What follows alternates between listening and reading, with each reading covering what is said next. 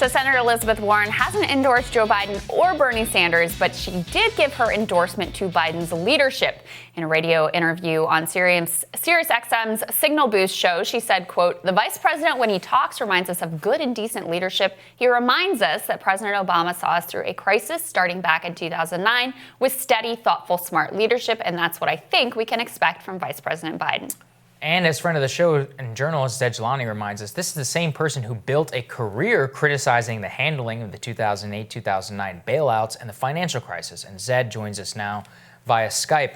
Zaid, what did you make of these comments? It seemed bizarre unless you start to think that she's angling for some influence with the former vice president as maybe as a cabinet secretary or have some influence on his administration. But as somebody who you said, as you said many times, worked to elect Elizabeth Warren, had been a fan of hers for quite some time. What did you make of all this?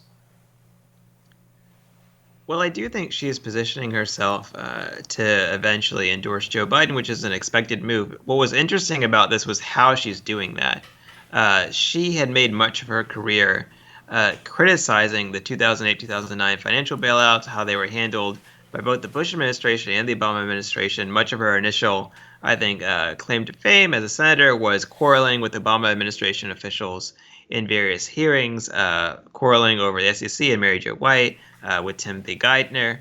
And I think that by picking this issue in particular to praise VP Biden about, to praise also Obama about, she's kind of signaling that I think she's ready to get on board, that she's not necessarily going to be a thorn on their side, but they may have also offered her any number of things in return. I think, for instance, Vice President Biden endorsed her bankruptcy proposal, which doesn't necessarily mean anything is going to happen with it because it'd have to go through Congress anyway.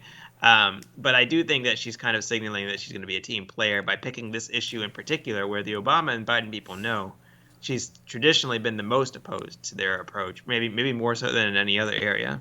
Right. I mean, there's maybe no other Democrat out there who Elizabeth Warren had a more contentious relationship with coming into politics than Joe Biden. And the irony, of course, of that bankruptcy bill piece that he has now embraced is that it wouldn't necessarily even be required if he hadn't worked so hard on behalf of the credit card companies to make our bankruptcy law such a mess for average Americans in the first place.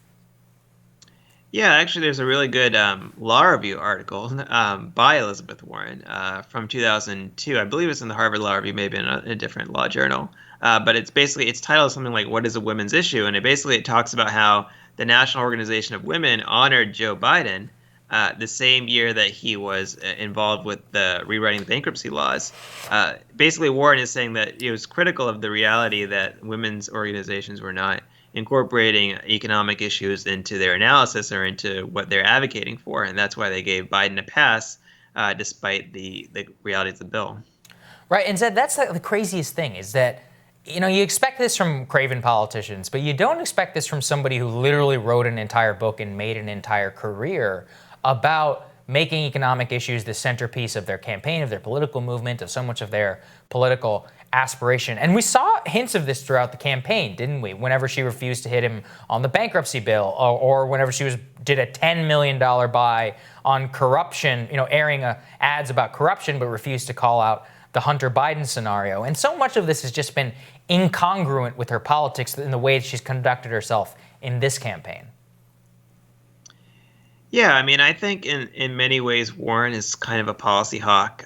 She's had her kind of set of issues that she's advocated for, particularly through the 90s when she became a consumer law expert. But I've always thought of her more as a politics dove in the sense that she doesn't necessarily have as much experience doing rough and tumble campaigns, particularly against other Democrats. In 2012, for instance, they kind of cleared the field for her in Massachusetts. Schumer and Reid did, and also the Massachusetts Democratic Party. They didn't really let anybody run against her from the Democratic side. And I think she's just kind of uncomfortable doing some of that infighting within the scope of a campaign. I think earlier in the 2020 campaign, she tried it against Biden, but it was very clumsy. She said something like he should be running in a different primary, like in the Republican primary. And it came across as a little bit, I don't think it really endeared her to people. And I think she was just uncomfortable doing that. If you go back to 2016 and you read one of my stories about how the Clinton campaign does damage control, I believe the title was something like that, you'll see within I used WikiLeaks sources to do this. that she actually, with the Clinton campaign, she privately protested a lot of their positions on financial reform, but she never said anything publicly. And I think part of that is that she kind of sees herself as someone, and I think I've told you all this quote before. I've heard that she sees herself as having power if you're in the room, and I think she's trying to get that insider access more so than she actually is some kind of activist outside grassroots campaigner, which she tried to, towards the end of the 2020 campaign, tried to portray herself as, but I just don't think it's really true to who she is. I don't think that's really her theory of change or her theory of power. Yeah, I think there was a sense that, the period when she was willing to be critical of the Obama administration and challenge them publicly, which was very effective, in fact, and is part of what built her the grassroots following that she had. There was a sense that that was who she is. Now it seems like that was actually the anomalous period.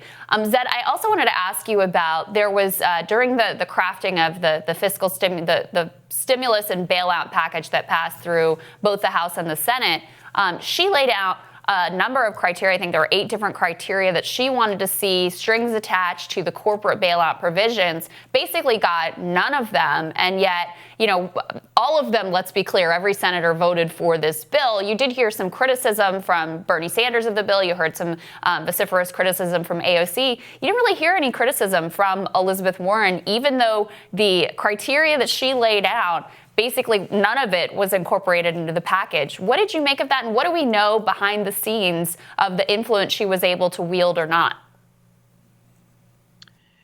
Yeah, I didn't get a sense that she had a whole lot of influence over the legislation. I think McConnell gave a quote saying something like, "We work with Democrats on this, but it didn't end up that different than if we hadn't worked with the Democrats, if we'd just done it ourselves." I think most of the interesting policy debates were within the Republican side, whether it's Rubio pushing the small business provision, Hawley pushing back means testing, Romney proposed kind of the cash transfer to begin with.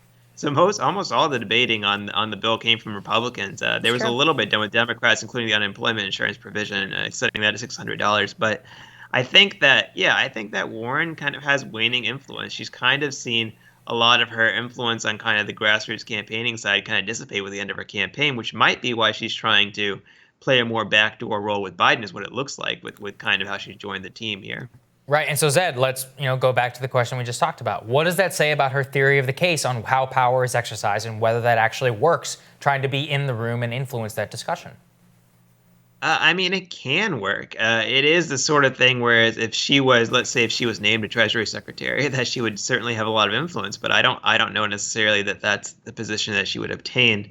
I think that if you're someone who can be in the public eye, who does have a strong public following, who maintains your popularity, who ran a strong campaign, the public route would have worked better. But unfortunately, her campaign really flamed out and had a very limited base, particularly geographically and culturally limited. So I think that because of that, perhaps she sees the only path forward for her to be kind of the insider trying to work the wheels with Joe Biden, more so than I think somebody like a Bernie Sanders, who still sees himself as having a very large grassroots following that he would exert and leverage in particular ways. Although I don't honestly think he did that very well with the last bill either, although it looks like he is trying to do with the 4th bill that will come into place in April. Mm-hmm. Yeah, we'll see. We'll see if there even is a 4th bill, let alone who's able to have influence over it. Zaid, thank you so much. Great to see you. Thanks, Zaid. Great talking to you, man. Coming up, journalist Aaron Glantz discusses the Fed's decision to bail out commercial real estate and to buy corporate debt when Rising continues.